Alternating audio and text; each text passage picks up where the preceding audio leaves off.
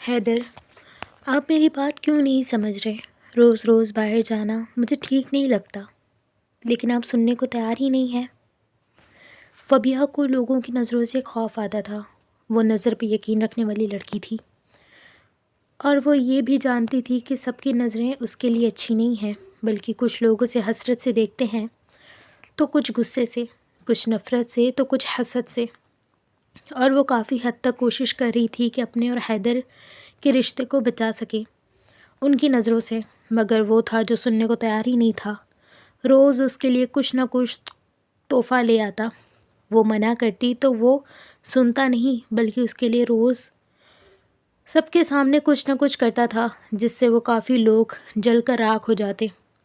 اسے یہ بات اچھی نہیں لگتی تھی، وہ چاہتی تھی کہ حیدر اس کے لیے سب کچھ نہ کرے، مگر وہ سننے کو تیار ہی نہیں تھا۔ آج بالآخر وہ تھک کر اسے دوبارہ کہہ چکی تھی کہ اسے ان چیزوں کی کوئی ضرورت نہیں ہے، آئندہ وہ چیزیں نہ لائے، مگر حیدر بھی اپنے نام کا ایک تھا۔ وہ اسے یہ کہہ کر چپ کروا دیتا کہ تم میرے نام پر ہو چکی ہو، میری مرضی جو کروں، مجھے کسی کی کوئی پرواہ نہیں ہے، نہ مجھے فرق پڑتا ہے کوئی جن نظروں سے ہمیں دیکھ رہے ہیں، مجھے نہیں فرق پڑتا تو تمہیں بھی نہیں پڑنا چاہیے۔ اور نہ چاہتے ہوئے بھی فبیہہ چپ ہو جاتی۔ وہ باقاعدہ آفس جاتی تھی۔ اب تو حیدر کو بھی معلوم ہو گیا تھا کہ وہ غزان کے آفس میں کام کرتی ہے۔ اس نے غزان سے خاص منت کی تھی کہ وہ اس کا خیال رکھے، اور اس کی اس بات پہ وہ ہلکا سا مسکرایا تھا، اور اس نے اتنا ہی کہا تھا کہ وہ بہت محنتی ہے اور ایماندار ہے، اسے کسی کے سہارے کی ضرورت نہیں ہے، وہ ایک مضبوط لڑکی ہے اور خود سب کچھ کر سکتی ہے۔ وقت یوں ہی گزرتا جا رہا تھا، مگر آگے کا طوفان سب کی زندگیاں برباد کرنے کو تیار تھا۔ جب فبیہہ تھک کر آفس سے واپس آئی تو وہ کچھ دیر آرام کرنے کی نیت سے بستر پہ لیٹنے ہی والی تھی جب داخلی دروازہ زور زور سے بجنے لگا۔ ایسا لگ رہا تھا جیسے کوئی دروازہ توڑ دے گا۔ اس نے جلدی سے سر پہ دوپٹہ لیا اور باہر کی طرف جانے لگی۔ اس کی ماں گھر پہ نہیں تھی، البتہ اس کی بہن نبیہہ ضرور گھر پر تھی، کیونکہ اروب بھی اپنی بہن ماں کے ساتھ گئی ہوئی تھی۔ دستک کی آواز پر نبیہہ بھی پریشان ہو کے باہر نکلی تھی۔ اللہ خیر کرے۔ فبیہہ دروازہ کھول کر ابھی بولنے ہی والی تھی کہ سامنے فارس کو دیکھ کر وہ حیران ہو گئی۔ فارس چہرے پر مکروہ مسکراہٹ سجائے اسے دیکھ رہا تھا، جیسے اپنے منصوبے پر عمل کرنے کا ارادہ رکھتا ہو۔ تم یہاں کیا کر رہے ہو؟ اس نے حیرانی کے مارے اس سے پوچھا تو وہ اسے بغیر اجازت لیے اندر کی طرف آ گیا تھا۔ کیا بدتمیزی ہے، میں تم سے کہہ رہی ہوں تم یہاں پر کیا کر رہے ہو، اور تم گھر میں گھسے آ رہے ہو؟ نکلو میرے گھر سے ابھی کے ابھی، ورنہ ابھی حیدر کو فون کر کے سب کچھ بتا دوں گی۔ تمہیں شرم آنی چاہیے، تم نے اس دن میرے کردار پر الزام لگا کر مجھے حیدر سے دور کرنے کی کوشش کی، اور اب منہ اٹھا کر میرے سامنے آ گئے ہو۔ تم میں شرم نام کی کوئی چیز باقی ہے؟ وہ غصے سے چلا رہی تھی، البتہ وہ پرسکون ہو کر صحن میں رکھی چارپائی پر بیٹھ چکا تھا اور پورے گھر کا جائزہ لینے لگا۔ ویسے حیدر پاگل ہے، اتنی امیر حسین لڑکیوں کو چھوڑ کے تم جیسی معمولی لڑکی پر دیوانہ ہو چکا ہے۔ مجھے تو وہ سچ میں پاگل لگتا ہے۔ تمہارا گھر میں نے تو سوچا تھا جتنے تمہارے نخرے بڑے ہیں اتنا تو بڑا نہیں ہو سکتا، لیکن تھوڑا تو بڑا ہوگا، لیکن یہاں آ کر کیا دیکھتا ہوں، یہ تو شروع ہوتے ہی ختم ہو گیا۔ وہ کہکا لگا کر ہنس رہا تھا، اور فبیہہ کا غصے کا برا حال ہو رہا تھا۔ اس نے اسے دوبارہ چلا کر کہا، نکلو میرے گھر سے، مگر وہ اپنی جگہ سے ٹس سے مس نہیں ہوا۔ نبیہہ پریشانی سے اپنی بہن کو دیکھ رہی تھی۔ اس نے اس شخص کو منگنی پہ دیکھا تھا، پھر حیدر نے بھی جو اسے ذلیل کر کے وہاں سے نکالا تھا اس نے یہ بھی دیکھا تھا، اور اس نے جو گھٹیا الفاظ اس کی بہن کے بارے میں کہے تھے وہ سب کچھ سن چکی تھی، اور اب اس کی نگاہوں میں بھی نفرت تھی سامنے بیٹھے شخص کے لیے جو دونوں بہنوں کو پرشوق نظروں سے دیکھ رہا تھا۔ میری بات سنو حیدر، میری بات سنو، میں ابھی حیدر کو فون کر کے سب کچھ بتا دوں گی، اس سے پہلے یہاں سے نکل جاؤ، ورنہ تم اچھے سے جانتے ہو وہ تمہارے ساتھ کیا کرے گا۔ وہ اسے دوبارہ ڈرانے کی کوشش کر رہی تھی، مگر اس کی اگلی بات پہ گویا وہ سناٹوں کی زد میں آ گئی تھی۔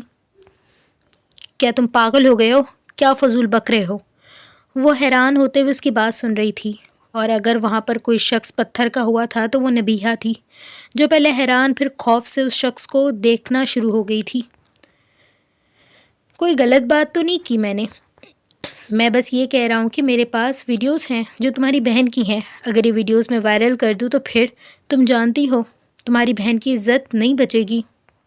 اور حیدر، چلو وہ تمہیں اپنا بھی لے گا، پھر بھی سب کو یہ بات پتہ تو چل جائے گی کہ تمہاری بہن کا کردار کیسا ہے۔ تم اس کی بہن ہو تو سب تمہیں بھی حقارت کی نظروں سے دیکھیں گے اور ان سب کو بھی چھوڑ دیں گے۔ چلو ان سب کو بھی چھوڑو، تم اپنی بہن کا سوچو، اس کا کیا ہوگا؟ وہ تو باہر کسی کو منہ دکھانے کے قابل نہیں رہے گی، نہ کوئی اس سے شادی کرے گا اور نہ ہی کوئی اسے اپنائے گا، ساری زندگی ان 4 دیواریوں میں گھٹ گھٹ کر مر جائے گی، یا تو پھر ایک رات شرمندگی کے باعث خودکشی کر لے گی، اور پھر اس کا جنازہ اسی صحن میں پڑا ہوگا اور اس کے آس پاس تم سب لوگ بیٹھ کے ماتم کر رہے ہوگے۔ اس نے پوری زندگی کا نقشہ کھینچ کر اسے دکھایا تو وہ پہلے تو حیران تھی، پھر غصے سے اس کا گریبان پکڑ چکی تھی۔ گھٹیا انسان، اگر میری بہن پہ نظر بھی ڈالنے کی کوشش کی تو خدا کی قسم تمہیں اپنے ہاتھوں سے زمین میں گاڑوں گی میں۔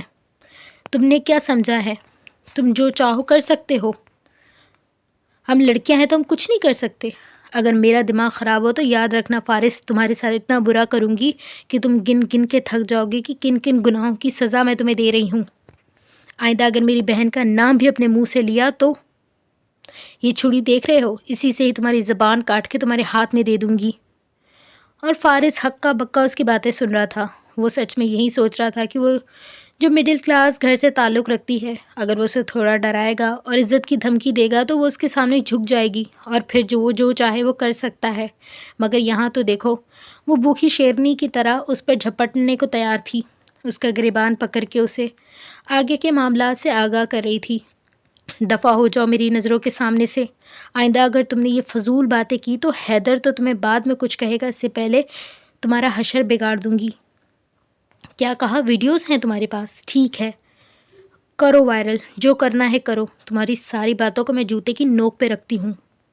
نہ کمزور میں پہلے تھی، نہ کمزور میں ابھی ہوں، مجھے کمزور سمجھنے کی غلطی نہ کرنا، کیونکہ جب اپنوں پر بات آتی ہے تو میں کسی کو بھی نہیں دیکھتی، اس لیے خیال رکھنا آئندہ اپنی گھٹیا شکل لے کر میرے سامنے مت آنا، ورنہ خدا کی قسم خود پہ صبر نہیں کر پاؤں گی۔ اور اب دفع ہو جاؤ یہاں سے۔ وہ چلا کر ساری بات کہہ رہی تھی، اسے کالر سے پکڑتے باہر کی طرف دھکا دے چکی تھی، اور وہ جو پہلے حیران تھا اب غصے سے کچھ بولنے ہی لگا تھا جب فبیہہ کی آنکھوں میں شعلے دیکھ کر ایک پل کے لیے وہ بھی گھبرا گیا۔ ایسا نہیں تھا کہ وہ اسے ڈر گیا تھا، مگر اس وقت اس کی جو حالت تھی اس سے کوئی بید نہیں تھی کہ وہ جو کہہ رہی ہے وہ کر کے دکھا دے، اس لیے ابھی اس نے یہاں سے جانا ہی بہتر سمجھا۔ ایک آخری نظر ان دونوں پہ ڈال کے وہ وہاں سے جا چکا تھا۔ اس کے جاتے ہی فبیہہ نے زور سے دروازہ بند کیا اور اگلے ہی پل اس کی بہن اس کے سینے سے لگی اور بلک بلک کر رونے لگی۔ چپ کر جاؤ، کچھ نہیں ہوا ہے، ان جوسے کو میں اچھے سے جانتی ہوں، مجھے پتہ ہے انہیں کیسے سیدھا کرنا ہے، تم بھول جاؤ یہاں پر کچھ بھی ہوا ہے، اور یہاں پر جو بھی کچھ ہوا ہے یاد رکھنا اس کا تمہیں کچھ بھی نہیں پتہ، چپ رہنا۔ اس کو میں بتاتی ہوں فبیہہ فاروقی کیا کر سکتی ہے۔ وہ اپنی بہن کو تسلی دے کر اب کمرے کی جانب بڑھ چکی تھی۔ اس کی بہن بھی اس کا یہ روپ دیکھ کر حیران تھی، مگر اس نے کہا تھا وہ اپنوں کے لیے سب کچھ کر سکتی ہے، تو آج اس نے اپنوں کے لیے ایک الگ ہی روپ دکھایا تھا۔ اگر اس کا یہ روپ اس کی ماں اور چھوٹی بہن دیکھ لیتے تو وہ بے ہوش ہی ہو جاتے، مگر نبیہہ نے اپنی بہن کو دیکھا تھا جو گھر میں کسی مرد کے نہ ہوتے ہوئے بھی آج ایسا محسوس ہو رہا تھا کہ ان کے پاس سہارا موجود ہے۔ ہمیشہ اسے لگتا تھا کہ گھر میں کوئی مرد نہیں تو لوگ ان کا فائدہ اٹھا سکتے ہیں، مگر آج اسے ایسا محسوس ہو رہا تھا کہ فبیہہ جیسی بہن ہوتے ہوئے کسی مرد کی ضرورت نہیں تھی، بلکہ اس کے گھر والوں کو بھی کسی مرد کی ضرورت نہیں تھی، کیونکہ وہ ان کو ہر مشکل سے بچانے کی طاقت رکھتی تھی۔ ہر انسان کے اندر کوئی نہ کوئی دکھ ضرور ہوتا ہے، مگر اسے چھپانے کی اسے اداکاری ثابت کرنی ہوتی ہے۔ جیسے اس لڑکی نے اپنی بات ان دونوں کے سامنے رکھی تھی، مگر جانے کیوں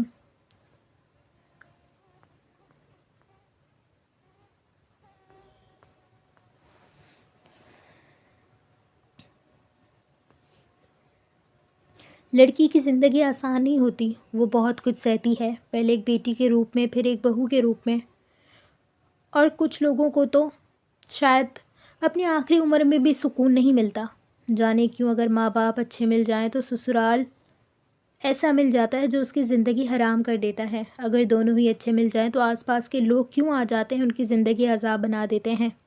مگر یہاں تو قسمت نے کھیل کھیلا تھا۔ اگر کوئی یہ کہے کہ ہر شخص کی زندگی اچھی ہے تو یہ کہنا غلط ہوگا۔ اس دنیا میں کئی لڑکیاں ہیں جو خوشی سے اپنی زندگی جی رہی ہیں، تو کچھ ایسی ہیں جو انہیں حسرت کی نظروں سے دیکھتی ہیں۔ مگر اس دنیا میں فرق کس کو پڑتا ہے؟ آج کل کی دنیا کو صرف اپنی ہی پڑی ہوئی ہے۔ مجھے یہ کرنا ہے، میں یہ کروں گی، مجھے یہ چاہیے۔ ہر چیز میں انسان خود کو آگے رکھنا چاہتا ہے، اور یہ دنیا صرف غریب لوگوں کے لیے نہیں بلکہ امیر لوگوں کے لیے بھی مشکل ہے۔ پتہ نہیں کیوں لوگ امیر لوگوں کی شان و شوکت اور چیزوں کو دیکھ کر ان سے متاثر کیوں ہو جاتے ہیں۔ غریب کو جب اگلے دن بھوک کی فکر ہوتی ہے تو امیر کو اپنے پیسوں کی کہ کہیں وہ چوری نہ ہو جائیں۔ کئی لوگوں کی دشمنی بن جاتی ہے تو کئی لوگ دن دہاڑے مار دیے جاتے ہیں، مگر پھر بھی ہم لوگ ان کی وقتی کشش دیکھ کر ان کی طرف متوجہ ہو کر خود کو احساس کمتری کا شکار کر لیتے ہیں۔ انسان ان چیزوں پہ کیوں خوش نہیں ہو سکتا جو اللہ نے اسے دی ہے؟ سورہ بنی اسرائیل میں بھی انہی چیزوں کا ذکر آیا ہے۔ انہیں کافی چیزیں دی گئی تھیں مگر وہ قدر نہیں کر سکے اور تباہ ہو گئے۔ جانے کیوں ہم لوگ اس دنیا کے ساتھ چلنے میں مصروف ہیں۔ زمانہ جاہلیت تو جاہلوں کا ہی زمانہ تھا، اور آج کل کا دور بھی ان سے کچھ مختلف نہیں ہے۔ آج بھی کئی لوگ بیٹیوں کو شرمندگی کا باعث سمجھتے ہیں اور خود پر بوجھ سمجھ کے دفن کر دیتے ہیں۔ کیا زمانہ جاہلیت میں یہ چیزیں نہیں ہوتی تھیں؟ آج بھی تجارت میں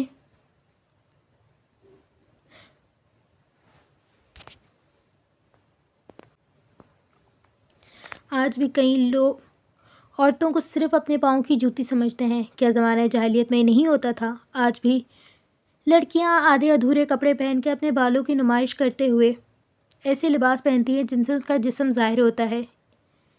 ان سب چیزوں کو آج کے دور میں فیشن کا نام دیا گیا ہے۔ کیا زمانہ جاہلیت میں نہیں ہوتا تھا؟ عورت کا کیا مطلب ہے؟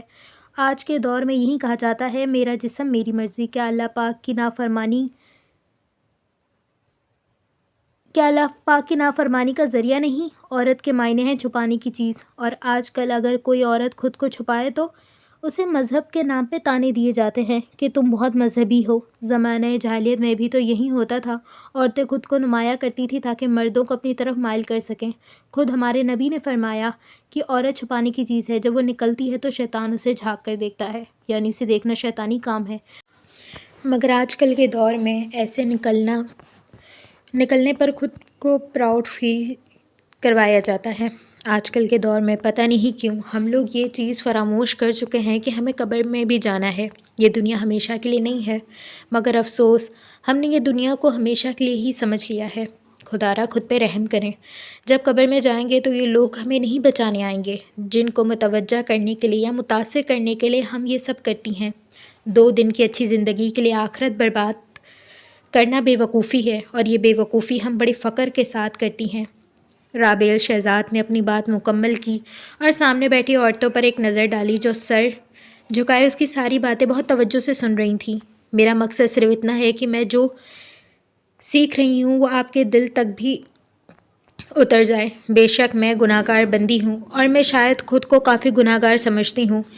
میری اتنی حیثیت نہیں کہ میں یہاں بیٹھ کر اللہ پاک کے پاک کلام کی مثال آپ لوگوں کے سامنے پیش کروں، مگر اللہ نے مجھے یہ توفیق دی ہے کہ میں اس کا لاکھوں شکر ادا کرتی ہوں کہ انہوں نے مجھے یہ کام کے لیے چنا ہے۔ میں چاہتی ہوں کہ اللہ پاک میری زبان میں ایسی تاثیر عطا کرے کہ جو سامنے بیٹھی لوگوں کے دل میں اتر جائے۔ وہ اپنی میٹھی اور پیاری آواز میں اپنی بات مکمل کر کے وہاں سے اٹھ چکی تھی۔ عورتیں بھی ایک دوسرے سے سلام کر کے اب اپنے گھروں کو روانہ ہو رہی تھیں جب ایک لڑکی اس کی طرف آئی اور اپنا سوال کرنے لگی۔ رابعہ نے مسکراتے ہوئے اس کا ہاتھ تھاما اور اسے بیٹھنے کا کہا۔ آپ تو اللہ کی بہت نیک بندی ہیں، میرے لیے دعا کریں کہ میں جسے چاہتی ہوں وہ مجھے مل جائے۔ اس کی اس بات پہ رابیل ہلکا سا مسکرائی۔ اس کے گال پر پڑا ہوا ڈمپل ہلکا سا نمایاں ہوا تھا۔ وہ 26 سال کی رابیل شہزاد تھی۔ وہ بہت حسین تھی مگر خود کو پردوں میں ہمیشہ چھپا کے رکھتی تھی۔ وہ حافظ قرآن تھی اور اپنے علم جتنا اس نے حاصل کیا تھا وہ دوسروں تک پہنچانے کی کوشش کر رہی تھی۔ بچے، آپ جانتی ہیں محبت کرنا گناہ نہیں۔ محبت انسان کو کبھی بھی کسی سے بھی ہو سکتی ہے۔ محبت پہ ہمارا اختیار نہیں ہوتا، نہ ہمارے دل پر ہوتا ہے کہ وہ کب کس کی طرف مائل ہو جائے، کسی کو کیا پتہ۔ مگر جب ہم پیدا ہوتے ہیں تب اللہ ہماری قسمت لکھ دیتا ہے، تو بے شک ہمارے نصیب میں جو ہمارا ہم سفر ہوتا ہے وہ لکھ دیا جاتا ہے۔ لیکن ہم شاید اللہ سے زیادہ خود پہ یقین رکھتی ہیں، اس لیے خود ڈھونڈنا شروع کر دیتی ہیں۔ اگر کوئی ہمیں مل جائے تو ہم اسے اپنا شریک حیات سمجھ کے دعاؤں میں مانگنا شروع کر دیتی ہیں۔ اگر وہ نہ ملے تو خود کا برا حال کر لیتی ہیں، اور کبھی کبھار تو خود کی جان لینے تک کے بھی پیچھے نہیں ہٹتی، یا پھر معاذ اللہ یہ گمان کرنا شروع ہو جاتی ہیں کہ ہماری دعائیں قبول نہیں ہوتی، ہم جو مانگ رہی ہیں وہ ہمیں ملتا نہیں۔ مگر کیا بچے، ہم لوگ یہ نہیں سوچتی کہ شاید وہ شخص ہمارے لیے بہتر نہیں؟ 2 دن کی حسین سنہری زندگی گزارے اور باقی کی ساری زندگی عذاب میں گزرے، تو بھلا وہ 2 دن آپ کو زیادہ عزیز ہیں، یا پھر وہ زندگی جو آپ کو سکون کے ساتھ اللہ پر یقین کر کے گزارے؟ اگر ایک ماں اتنی محبت کرتی ہے تو 70 ماؤں سے بڑھ کر وہ محبت کرتا ہے، تو ہم اس پہ یقین کیوں نہیں رکھتی؟ وہ ایسے شخص کو کبھی ہماری زندگی میں آنے نہیں دے گا جو ہمارے لیے بہتر نہ ہو۔ ہمارا خواب ایک پھول کا ہوتا ہے اور اللہ ہمیں باغات دے دیتا ہے۔ اللہ بہتر لے کر بہترین دینے والا ہے، بس اس پہ یقین رکھنا چاہیے۔ بے شک دعا نصیب کو بدلتی ہے، تو ہمیں اپنے اچھے نصیب کے لیے دعا مانگنی چاہیے۔ دلوں کے حال بے شک اللہ جانتا ہے۔ اگر وہ شخص آپ سے دور ہو گیا ہے تو اس میں کوئی نہ کوئی مصلحت ہوگی۔ شاید جتنی محبت آپ کے دل میں ہے اتنی اس کے دل میں نہ ہو، وہ آگے چل کے آپ کے لیے نقصان کا باعث بنے۔ اس سے بہتر یہ نہیں کہ وہ شخص اللہ ہم سے دور کر دے۔ اس لیے بچے، اگر آپ نصیب کے لیے دعا مانگیں، اپنے نصیب کے لیے دعا مانگیں، نصیب میں جو شخص ہے وہ آپ کو بہترین کر کے ملے۔ اور ویسے بھی پاکیزہ محبت وہی ہوتی ہے جو آپ کے لیے حلال سیدھا رشتہ بھیجے، اور آپ کو حلال طریقے سے اپنا بنائے۔ اگر کوئی آپ سے وقت مانگے اور اس وقت میں یہ کہے کہ ہم کچھ دن بات کرتے ہیں، ایک دوسرے کو سمجھتے ہیں، انڈرسٹینڈنگ بلڈ ہوگی اور ہم دونوں پھر آگے سوچیں گے، تو یہ ایک فریب ہے، دھوکہ ہے۔ عورت کی عزت بہت نازک ہوتی ہے، ایک بار چلی جائے تو ساری زندگی واپس نہیں آتی، اور ویسے بھی عورت کی غلطی ساری زندگی یاد رکھی جاتی ہے، یہاں تک کہ اگر وہ مر بھی جائے تو کبھی نہ کبھی کسی کے منہ پر اس کی غلطی آ جاتی ہے۔ اس لیے خود کی زندگی کسی کے لیے برباد نہ کریں۔ وہ اتنے محبت بھرے لہجے میں کہہ رہی تھی کہ سامنے بیٹھی لڑکی جو شاید 18 سال کی بھی نہیں تھی، وہ ایک حد تک اس کی بات سمجھ گئی تھی۔ یاد رکھنا، سارے مرد ایک جیسے نہیں ہوتے، ہر انسان دھوکے باز نہیں ہوتا، ہر انسان غلط نہیں ہوتا، مگر ہر انسان اچھا بھی نہیں ہوتا۔ وہ اپنی آخری بات کر کے چادر کو اچھے سے لپیٹتے ہوئے وہاں سے آگے کی جانب بڑھ چکی تھی، اور پیچھے وہ لڑکی اپنی سوچوں میں تھی کہ واقعی میں وہ اپنی زندگی کے ساتھ کیا کر رہی تھی۔